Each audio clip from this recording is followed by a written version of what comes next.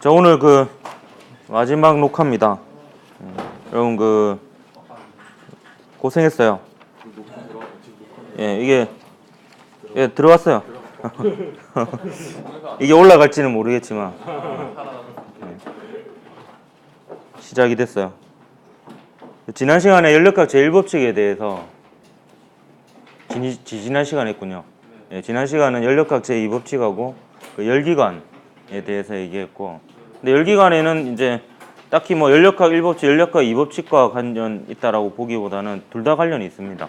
1, 2법칙이 다 관계가 있고, 엔트로피에 대해서는 제가 좀 보충 설명을 했죠. 오늘은 이제 나머지 부분들을 할 텐데요. 크게 뭐 모의고사나 수능에서는 출제가 잘 되지 않았던 부분이지만 간혹 가다가 출제를 한 번도 안 한 데서 한두 문제씩 나오기도 하거든요. 그렇기 때문에 보기는 봐야 될 것 같아요. 두 가지 주제에 대해서 할 건데, 첫 번째 주제는 물체와 열의 이동입니다. 그래서 열의 이동 방식에는 이 세 가지 방식이 있죠. 입자들이 직접적인 이동 없이 물질 내에서 분자들의 충돌에 의해서 열이 전달 이렇게 되는 게 전도입니다.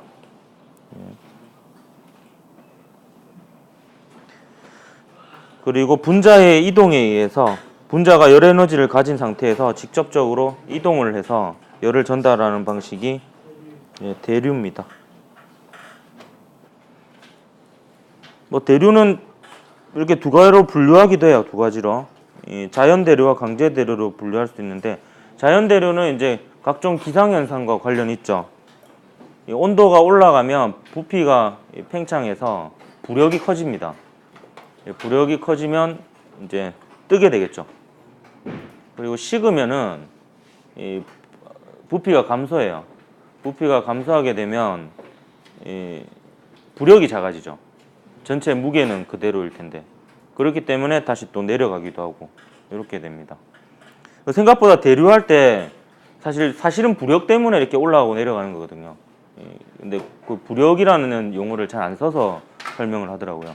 근데 실제로 대류는 결국에 부력이 바뀌면서 올라가고 내려가고 이렇게 한다라고 볼 수가 있습니다.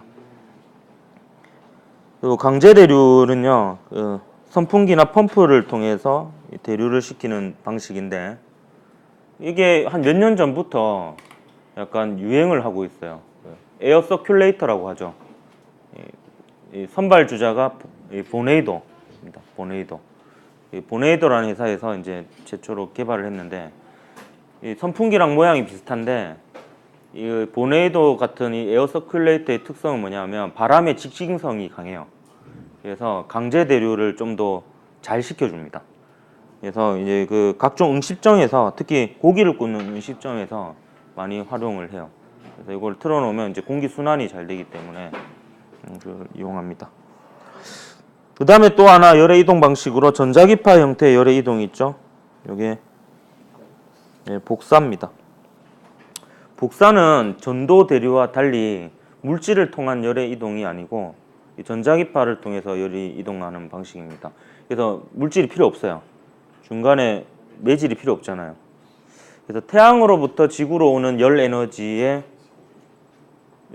전부 다 복사에 의한 에너지다, 이렇게 볼 수가 있겠습니다. 요 그림이 전도 대류 복사를 잘 나타내는 그림인 것 같아요. 수능 특강에서 카피해 온 거죠. 전도는 이게 젓가락 같은 거 라면 끓일 때 너무 오래 담가 놓으면 뜨겁죠. 그게 이제 전도예요. 전도. 대류는 이제 여기 불 근처에 공기가 뜨거워지면 팽창을 해서 부력이 커집니다. 공기도 부력이 있어요. 대기압도 아래로 내려갈수록 대기압이 커지잖아요. 그래서 그 차이로 인해서 뜨는 겁니다. 그러면 이제 뜨거워진 공기 분자가 이동을 해서 손에 닿으니까 뜨거움을 느끼는 거죠. 옆에서 이렇게 쬐는 거는 복사라고 볼 수가 있겠고요. 요 세 개를 잘 막으면 좋은 보온병이 됩니다. 보온병. 그래서 여기 옆에 뭐 질문에 보온병의 원리 있는데, 요 세 개를 막으면 열 출입이 없으니까 보온병이 되는 거죠. 대류는 틈을 없애면 됩니다. 그래서 완벽한 보온병은 뚜껑을 안 만들면 되죠. 예, 대류를 확실하게 막을 수 있습니다. 그다음에 그 대류는 그래서 뭐 별로 성능의 차이가 크게 없을 거예요. 이거 막는 건 쉽잖아요. 복사를 막는 것도요. 그 겉에 금속으로 두르면 금속이 광택이 있는 이유 자체가 전자기파를 잘 반사하기 때문이죠. 그러면 이제 복사를 막을 수 있고 결국에 핵심은 전도인 것 같아요. 제가 볼 때 보온병의 성능을 좌우하는 것은 전도가 아닐까 생각이 듭니다. 그래서 전도율이 낮은 물질로 잘 감싸야지 전도에 의한 열 출입을 막아서 보온이 잘 되는 이런 방식일 것 같습니다. 이런 전도를 막아서 보온을 하는 방식의 대표적인 예가 이중창이나 베란다입니다. 그래서 베란다가 그래서 저는 저희 집은 베란다 확장을 안 했어요. 왜냐면 처음부터 확장되어 나오는 집들은요 구조가 단열재를 많이 넣어요. 많이 넣고 그 다음에 그 창문도 이중창을 쓰고 이렇게 되어 있는데 베란다가 원래 있는 구조는요 그걸 감안해서 만들기 때문에 그 확장을 하게 되면 추운 경우가 많습니다. 그럼 확장을 하더라도 벽을 보강을 시켜야 돼요. 단열재를 더 넣고 이렇게 이중창을 하고 해야 됩니다. 안 그러면은 그 공기 자체가 원래 단열재이기 때문에 베란다가 있으면 그 전도가 잘 안 돼서 외부와의 열 출입이 어느 정도 차단이 되는 거거든요. 그래서 그런 걸 고려해서 리모델링을 할 필요가 있죠. 그 다음에 잡열이라는 개념이 있는데요. 이건 수문열이라고도 하는데 이거는 물질의 상태 변화 시 흡수하거나 방출하는 열입니다. 얼음물을 녹는 걸 상상해 보면 알 수 있어요. 얼음물이 완전 다 녹을 때까지, 얼음이 다 녹을 때까지는 0도씨가 유지되죠. 유지되는 이유가 고체 상태의 얼음이 액체 상태의 물로 바뀌는데 상태 변화에 에너지가 들어가기 때문에 그 온도가 유지가 되는 거예요. 그러니까 열을 흡수해도 온도가 안 변하는 거죠. 그게 상태 변화에 쓰입니다.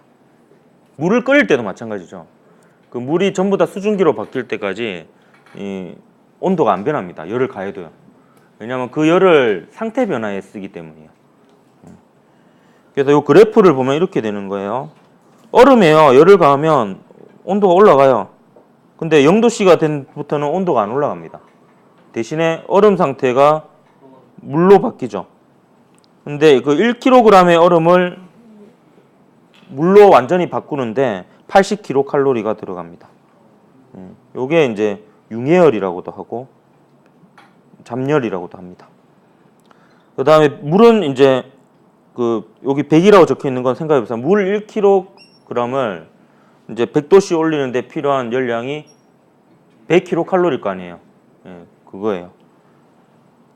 1도씨 올리는데 1kcal 드니까 100도씨 올리려면 100kcal 들겠죠.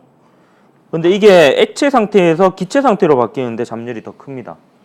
그러니까 물 1kg을 완전히 수증기로 다 바꾸는데 필요한 열 에너지의 양이 539kcal예요. 그러니까 물 1kg이면은 1000ml 우유팩 안에 들어있는 물의 양이거든요. 얘를 0도씨에서 100도씨 올리는데 100kcal가 드는데 얘를 물을 완전히 수증기로 다 바꾸는 데는 그 5배 이상이 들어요. 539kcal가 됩니다. 그러니까 이 열이 되게 큰 거죠. 이걸 이용해서 냉난방을 합니다. 여기 보면 이제 고체, 액체, 기체 상태인데 누가 에너지가 가장 큰 상태예요? 기체 상태죠. 그래서 이렇게 그림을 그리면 위쪽으로 올라갈수록 에너지가 큰 이런 상태입니다. 그럼 액체가 기체로 바뀌는 상황이 기화잖아요. 기화는 액체 상태의 물이 기체 상태의 수증기로 바뀌는 거예요. 그럼 에너지가 높아지잖아요. 그럼 에너지가 높아지니까 열을 어떻게 하겠어요? 열을 흡수하죠. 열을 흡수하면 주변의 공기의 입장에서는 열을 빼앗기는 거잖아요. 그러면 온도가 내려갑니다. 따라서 이 기화 과정을 통해서 냉방을 합니다. 고체를 액체로 바꾸는 과정이 있을 수도 있는데 그거보다는 액체가 기체로 바뀌는 과정이 잡열이 더 큽니다. 그렇기 때문에 액체와 기체 사이의 변화를 이용해요.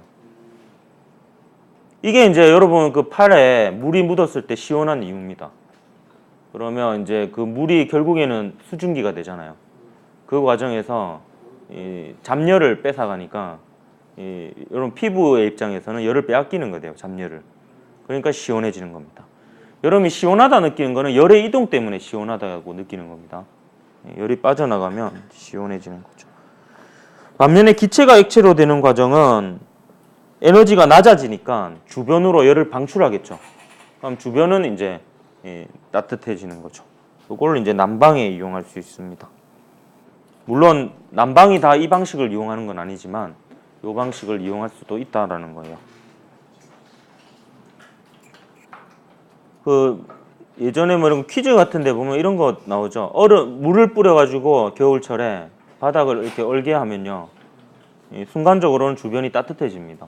왜냐하면 또 물이 역시 또 얼음이 되는 과정에서 보면은 에너지가 낮아지니까 주변으로 열을 방출해요. 잠깐은 따뜻해질 수가 있죠. 뭐 그런 겁니다. 이런 잡열은 냉난방 장치하고 관련이 있어요. 요게 이제 요걸 이제 냉매제라고 하죠. 액체를 기체 상태로 바꾸면서 주변의 열을 빼앗아가는. 그래서 이게 예전에는 이제 프레온 가스를 사용해서 문제가 되었었는데 요즘은 그걸 쓰지 않죠. 그래서 이 냉매제가 조금씩 유실이 되기 때문에 한 번씩 충전을 해줘야 됩니다. 충전. 이 과정에서 기체 상태가 됐다가 뭐 이렇게 하니까 완벽히 막혀 있지 않으면 새어 나가겠죠. 때문에 잡열은 이런 냉난방에 쓰인다 이렇게 볼 수 있습니다. 그 다음에 이제 또 마지막 주제로 진짜 마지막 주제로 가보죠.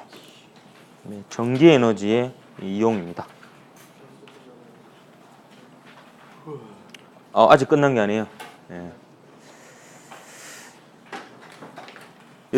전기 에너지에 이용해서 이제 처음 나오는 게 직류 전동기와 교류 전동기인데요. 저는 이 수능 특강에 있는 이 그림을 보면서 잠깐 웃었습니다. 왜냐하면 이게 화살표를 그려놓긴 했는데 자기력을 물리원에서 가르치면 안 되니까 자기력이라고 표현을 안 해놨어요. 그래서 슬쩍 화살표만 이렇게 표현을 해놨더라고요. 저는 자기력을 가르칠게요. 왜냐면 원래 사실 물리2에 있는 거예요. 자기력의 방향을 구하는 방법을 알려주도록 하겠습니다. 일단 여러분 자기력은요 기본적으로 구조가 이렇습니다. 여러분 전기장 속에서 전하가 받는 힘이 전기력이잖아요. 근데 이 전기장이 전하가 전기장을 만들거든요. 구조가 이래요. 전하가 전기장을 만들고 그 전기장에 또 다른 전하를 놓으면 전기력을 받아요. 마찬가지로 움직이는 전하, 전류가 자기장을 만듭니다. 그러면 그 자기장에 또 다른 움직이는 전하, 또 다른 전류를 놓으면 그 전류가 흐르는 도선은 자기력을 받습니다. 이런 대칭적인 구조입니다. 이때 전하가 움직인다는 것은 이제 Q라는 전하량을 가지는 입자가 V라는 속도를 가지고 이렇게 움직인다고 볼 수 있고요. 수학적으로 보면 이걸 로런츠 힘이라고 그러는데 속도에다가 그 자기장 벡터를 여러분이 배우지 않는 그 크로스곱, 외적이라고 합니다. 외적을 하면 자기력이 됩니다. 근데 수학적으로 이 두 벡터를 곱했을 때 요 곱한 벡터의 방향을 구하는 방법 자체가 요 그림이거든요. 그래서 요 그림대로 설명을 할게요. 얘가 요 방향이 요 네 손가락이 향하는 방향이 전하가 움직이는 방향이니까 전류의 방향이기도 합니다. 요게 이제 손바닥이 향하는 방향이 자기장 방향이고 엄지가 향하는 방향이 힘 방향인데 외우는 방법이 있어요. 부끄럽지만 외우는 방법을 알려주면요. 이 그림이 참 잘 안 그려지던데. 손가락을 이렇게 V자로 참 잘 안 돼요. 이거는 엄지. 많은 상상력이 필요하죠. 이게 손입니다. 이게 손을 이렇게 하면 얘가 V가 되죠. 그래서 여기가 V 방향이에요. 전하가 움직이는 방향이니까 전류 방향이고요. 이렇게 하면 그다음에 요 손바닥이 향하는 방향이 요 방향이 이제 그 손바닥 방향. 예. 그래서 요 자기장 방향이요. 손바닥 방향. 예. 괜찮은 것 같죠? 예. 이번 거 좋았다라는 표현은 7년 만에 처음이에요. 고마워요. 힘이 나네요, 갑자기. 7년에 한 명이었어요. 요걸 보고 비웃지 않은 사람은. 그다음에 요게 이제 엄지가 힘을 상징하잖아요. 이게 힘 방향이에요. 요게 이제 전류 방향이고. 그래서 여러분 그 플레밍의 오른손 법칙, 왼손 법칙 이런 거 하지 말고요. 저도 다 까먹었어요. 플레밍의 오른손 법칙, 왼손 법칙은. 예. 요게 뭐 플레밍의 왼손 법칙으로 하기도 하는데요. 왼손 오른손 헷갈리잖아요. 그래서 여러분 무조건 오른손을 쓰고, 오른손을 이렇게 오므리는 거는 전부 다 유도 전류나 뭐 전류에 의한 자기장 방향 이런 거 구할 때는 오른손을 이제 나머지 네 손가락을 오므려서 하고, 힘을 구할 때만 탁 펼쳐서 하세요. 자기력을 구해야 되는 경우에만 펼쳐서 사용하면 됩니다. 이게 왜 제가 굳이 그 참고서나 교과서 보면 요 오른손을 쓰더라도 이렇게 방향을 하는 데는 없어요. 없는데 저는 왜 굳이 아무도 얘기하지 않는 이 방향으로 하냐 하면, 수학적으로는 요 두 벡터를 곱해서 방향을 구하는 방식이 딱 이렇게 사거든요. 예. A 곱하기 B를 하면 A 방향을 이 방향으로 하고 B 방향을 이렇게 하면 A 곱하기 B 방향이 이렇게 되는 거예요. 수학적으로는 이게 외적의 방향을 구하는 방식이거든요. 그래서 그거랑 그냥 통일을 시킨 겁니다. 예, 통일을. 그래서 이거는 이제 응용해서 외운 방법이고요. 예, 그러면 이걸 보죠. 사실 시간이 좀 남아서 자세하게 하고 있는 겁니다.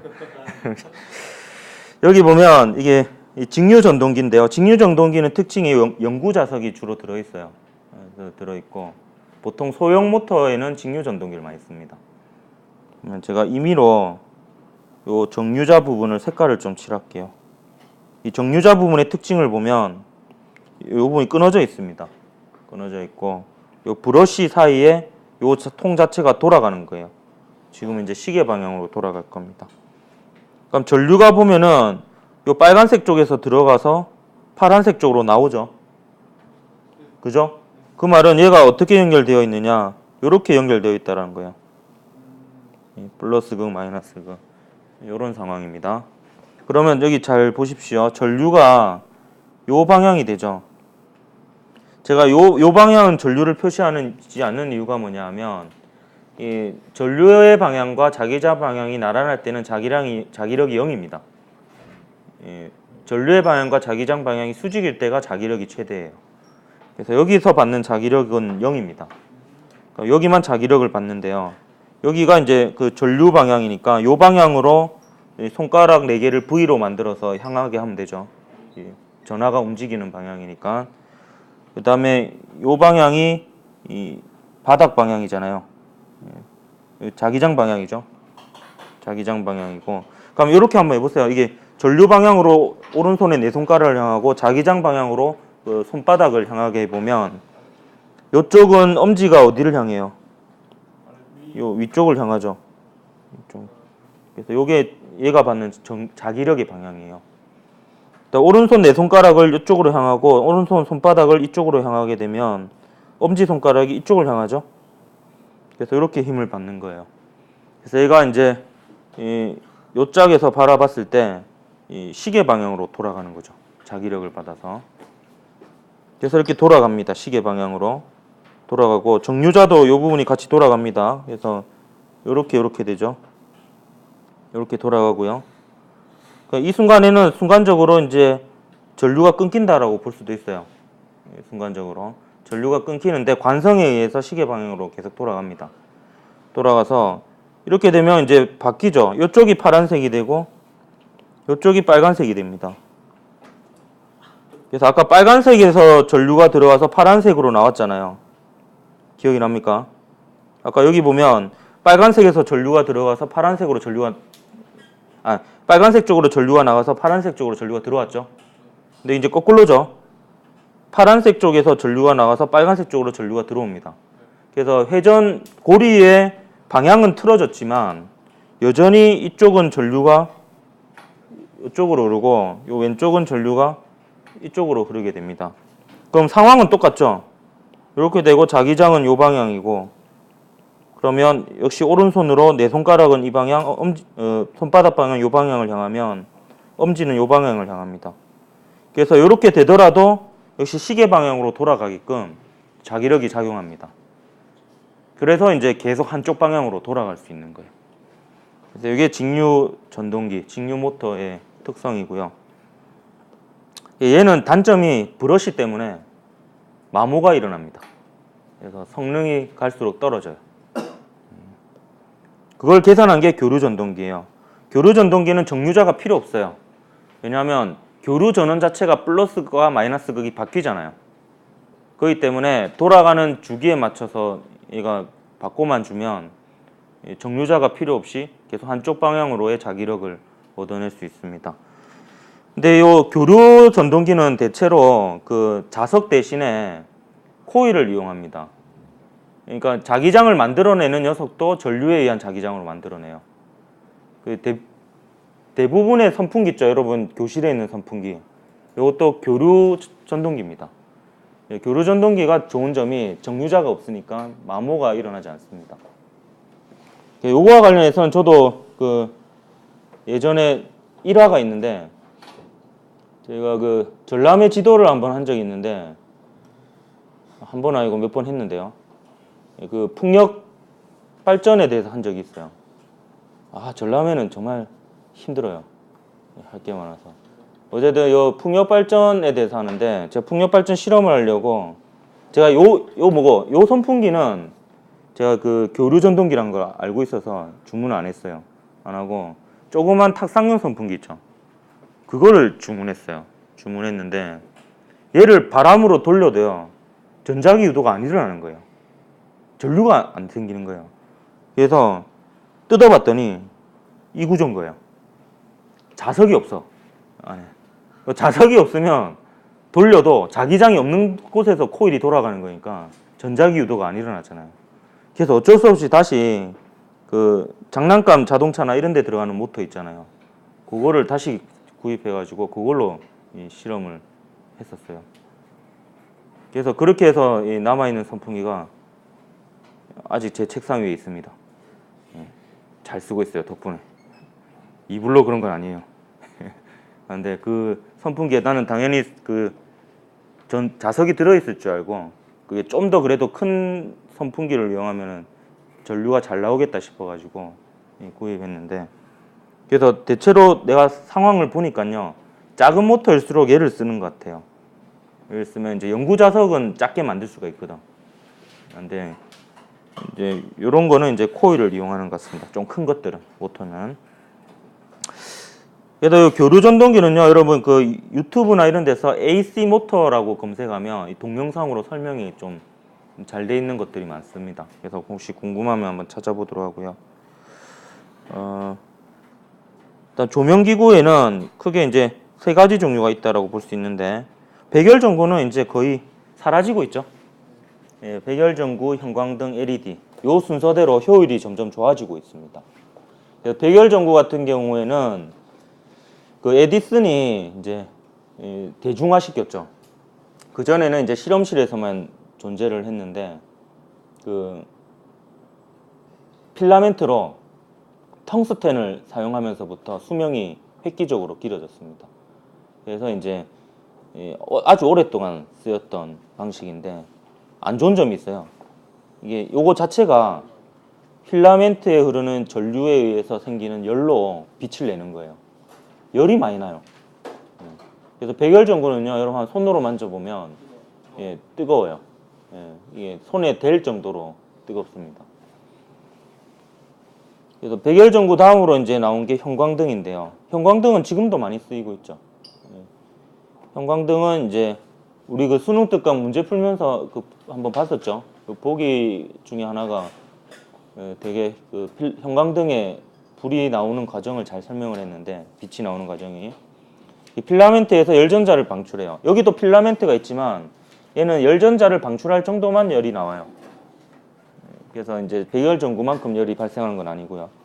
그래서 이 전자가 수은증기, 형광등 안에 있는 수은증기 원자 내에 있는 전자에 에너지를 전달합니다. 충돌을 통해서요. 그러면 이 전자가 들뜬 에너지 준위가 되었다가 다시 낮은 에너지 준위로 전이하면서 자외선을 방출하고요. 이 자외선이 또 이제 형광등 내 벽에 있는 이 형광물질에 또 입사가 됩니다. 그러면 그 형광물질 안에 있는 또 전자가 요 자외선을 받아서 그때 그림으로 봤을 때 2단계 위로 올라갔죠. 그러면서 이제 한 단계씩 내려오면서 이 가시광선을 방출을 하는 이런 과정입니다. 근데 LED는 정말 간단하죠. LED는 PN 접합 다이오드죠.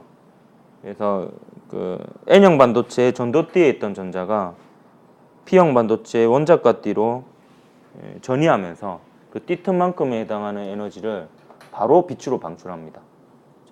그때 요 과정에는 이제 열이 거의 발생하지 않는다 볼 수 있고요. 효율이 되게 높죠. 그래서 요 LED 등으로 계속 바꾸려고 하는 사업을 계속 하고 있습니다. 그래서 학교는 거의 대부분 지금 바뀐 걸로 알고 있어요. 여러분 천장에도 LED 등이 달려 있어요. 이거 궁금하면 한번 열어보면 열립니다. 이렇게. 그러면 LED 등이 막 이렇게 박혀 있는 걸 알 수 있어요. 이거 왜 그렇게 하고 있냐면은 그 우리나라뿐만 아니라 모든 나라가요. 결국에 전기 에너지를 가장 많이 사용하는 분야가 이 조명입니다. 그렇기 때문에 요 조명의 효율을 높이면 전체적으로 전력 소모를 줄일 수가 있죠.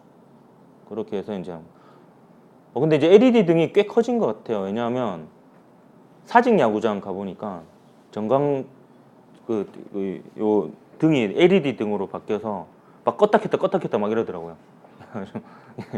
그게 옛날 방식은 켜려면 가열이 돼야 되기 때문에 시간이 오래 걸리거든요. 근데 LED 등은 그런 이제 예열 과정이 필요가 없습니다. 그냥 바로 켜지니까 껐다 켰다가 되는 거예요. 이렇게 되고 있습니다.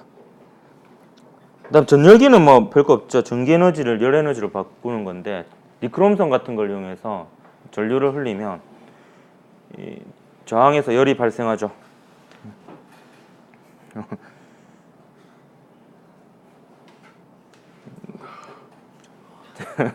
예.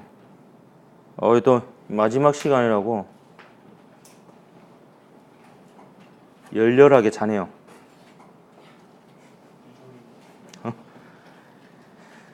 자, 좀 정신 차리고 이제 또 소비 전력과 전력량 이게 마지막 주제입니다. 요거를 보고 마치도록 합시다. 요 소비 전력과 전력량은 예전에 송전 과정에서 잠깐 설명했는데요. 다시 설명하면 소비 전력은 역학적으로 봤을 때 일률하고 같은 개념이다. 일률의 한 종류다 이렇게 볼 수 있겠고요. 전력량은 에너지. 그래서 외우는 방법은 두자, 세자. 이렇게 하면 되죠. 일률이라는 게 시간당 에너지입니다. 그래서 단위가 줄 퍼 세컨드예요. 에너지의 단위는 줄이죠. 줄 퍼 세컨드 줄입니다. 근데 줄 퍼 세컨드를 줄여서 와트라고 그럽니다. 와트. 전기기관의 아버지죠. 제임스 와트. 제임스는 뺄까요? 와트입니다. 전기기관의 아버지. 손자는 누굴까요? 그래서 얘는 와트로 나타내면 와트에다 뭐를 곱하면 될까요? 와트에다가 초를 곱하면 됩니다. 그래서 와트초라는 건 잘 안 쓰는데요. 제가 나중에 할 와트시랑 좀 비교하기 위해서 그냥 한번 써봤습니다. 그래서 줄을 굳이 와트로 표현하자면 와트초다 이렇게 볼 수도 있어요. 그래서 정리하자면 소비 전력은 단위 시간당, 즉 1초당이죠. 1초당 소비하는 전기 에너지 양이고요. 전자제품의 소비 전력이 다 표시되어 있습니다. 근데 제가 분석해 본 결과로는 소비 전력을 표시하면 불리한 전자제품들은 소비 전력을 딱 정확하게 표시해 놓지 않고 전압과 전류 뭐 이런 식으로 나눠서 표시를 해 놓은 걸 볼 수 있어요. 그래도 우리는 계산을 할 수가 있죠. 그 예를 좀 이따 볼 겁니다. 그리고 이 전력량은요, 그 전기요금표에 나와 있죠. 한 달 동안 사용한 총 전기에너지의 양. 좀 이따 저희 집의 전기요금표를 보면서 분석을 해보도록 하겠습니다. 그래서 이 관계는 전력량은 에너지죠. 소비 전력, 시간당 에너지에다가 시간을 곱해주면 되는데 실제 사용하는 전력량은 와트시를 씁니다. 와트시. 예를 들어서 100W짜리 전구를 2시간 동안 사용하면 200W시를 쓴 거예요. 만약에 50W짜리 전구를 5시간 동안 사용했다. 그러면 250W시를 쓴 겁니다. 그래서 이 와트시를 통해서 어떤 전기기구를 몇 시간 동안 사용한 양이다라는 것을 가늠을 할 수가 있기 때문에 실제로는 와트시를 쓰고 한 달 전기요금표는요 어떤 킬로와트시로 나옵니다. 킬로와트시로 양이 나오고 전기요금이 나오고 이렇죠. 와트시는 줄로 굳이 바꾸자면 1와트에다가 1아워를 곱한 거예요. 그러면 1아워는 3600세컨드죠. 그렇기 때문에 이 와트초 하면은 이 줄이 되잖아요. 그래서 1와트시는 3600줄이다 이렇게 볼 수가 있습니다. 됐나요? 그러니까 마지막으로 저희 집의 전기요금을 분석하면서 마치도록 하겠습니다.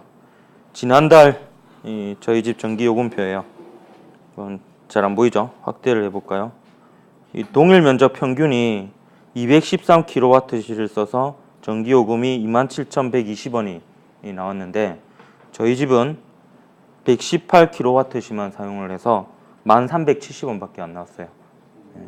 여러분 한 달 전기요금이 얼마인지 압니까? 여러분 집에? 아는 사람들은 이게 되게 작다라는 거를 알 거예요. 진짜 작은 거예요.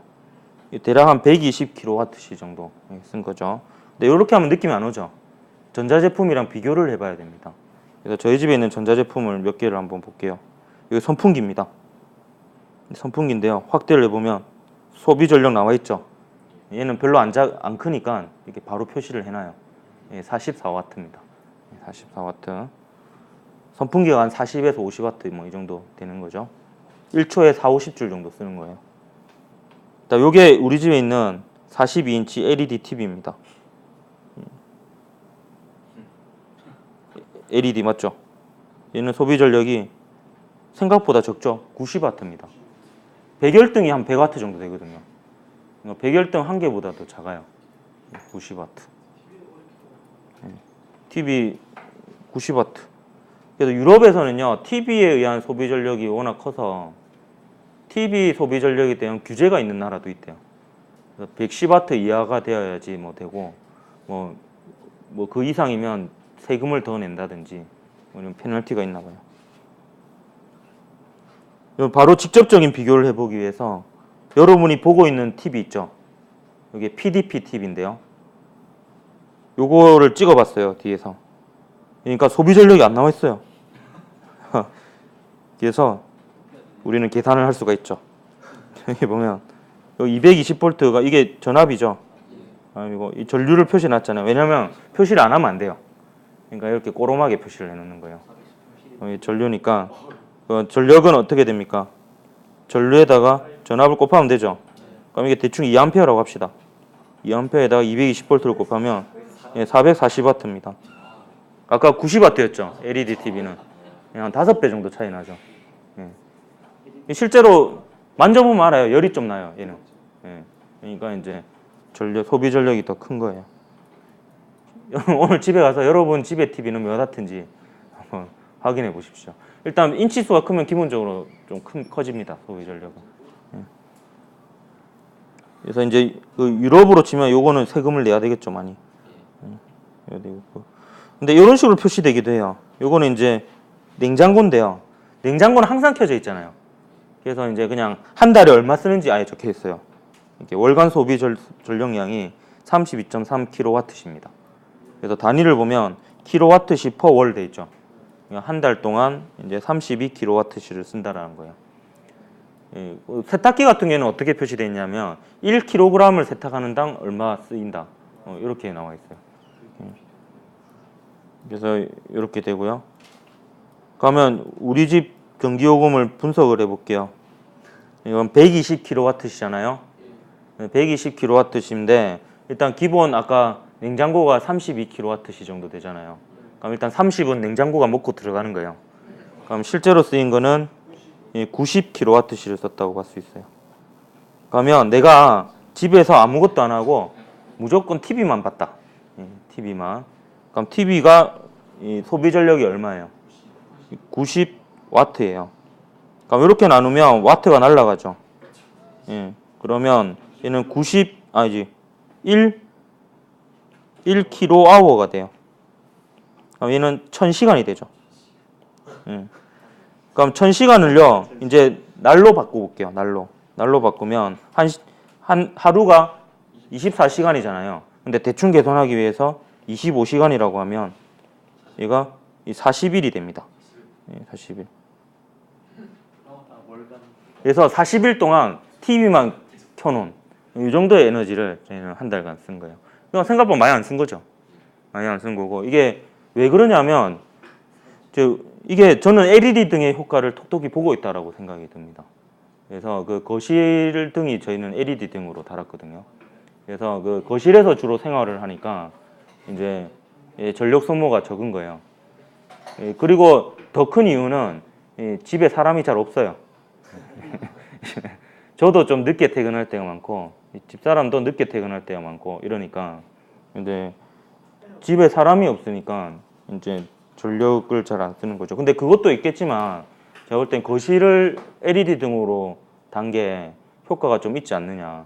TV도 LED TV고 이제 거실도 LED 등이니까 이제 좀 전력 소모가 좀 적은 것 같아요. 그래서 여러분도 심심하면은 여러분 집에 있는 전기요금표 한번 보고요.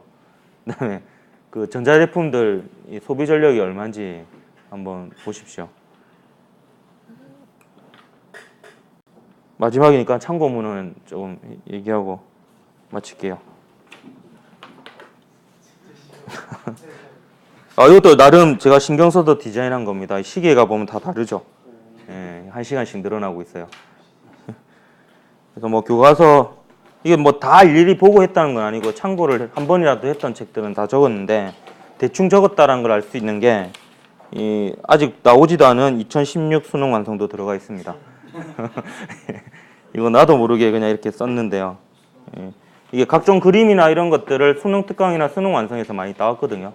그래서 이제 그냥 표시를 해놓은 거고요. 여기서 여러분이 좀 읽을 만한 거는요. 요거 조금 추천합니다. 최무영 교수의 물리학 강의. 최무영 교수님이 이제 서울대 물리천문학부 교수님이신데 저는 이 책이 좀 되게 좋았어요. 읽는데 물론 저는 좀 쉽게 느껴졌어요. 이게 그러니까 전공자를 대상으로 한 강의가 아니었고 이제 교양 과목으로서 물리학 특강을 한 내용을 토대로 해서 책자로 만든 거거든요. 근데 이게 일단 전공자가 봤을 때는 되게 설명이 쉬웠는데 하여튼 재밌어요. 이게 보면 좀 설명이나 이런 것들이 되게 잘 돼 있습니다. 근데 한 권의 물리학이나 뭐 누구나 물리 이런 거는 여러분이 읽기에는 좀 별로 안 좋아요. 이거는 이제 수업 준비하기에는 되게 좋은 책인데 요 빛의 물리학은 제가 영상을 몇 개 가져온 거 있죠. EBS 다큐멘터리도 있고 다큐멘터리를 토대로 만든 책도 있습니다. 그래서 이 책도 좀 괜찮아요. 이거는 이북으로도 나온 것 같은데 그러니까 이렇게 보면 좋고요. 나의 행복한 물리학 특강도 재밌어요. 요 사람이 되게 유명한 교수님인데 그 대학교 강의에서 이렇게 강의를 할 때도 실험 같은 걸 직접 몸소 보여주면서 이렇게 강연을 하고 막 이렇게 합니다. 그래서 요 책에 보면 QR 코드 막 중간중간에 들어있는데 그거 딱 해보면은 그 실험 영상 이런 게 막 나오고 그래요. 근데 이게 내가 잘 기억이 나는지 모르겠는데 이 사람이 뭔가 범죄를 저질러 가지고 잡혀갔다는 얘기도 들은 것 같은데 이 사람인지 아닌지 모르겠어요. 네, 그러니까 잘 모르겠다고요. 방금은 제가 잘 모르고 한 말입니다. 취소할게요. 말을 주워 담았습니다, 방금. 그래서 요거는 하여튼 책은 좋아요. 하여튼 책은 되게 재밌습니다. 그래서 요 3권 정도는 여러분이 읽어봐도 괜찮을 것 같아요. 자, 이렇게 해가지고 이 물리원 내용 강의를 마치도록 하겠습니다. 수고했습니다.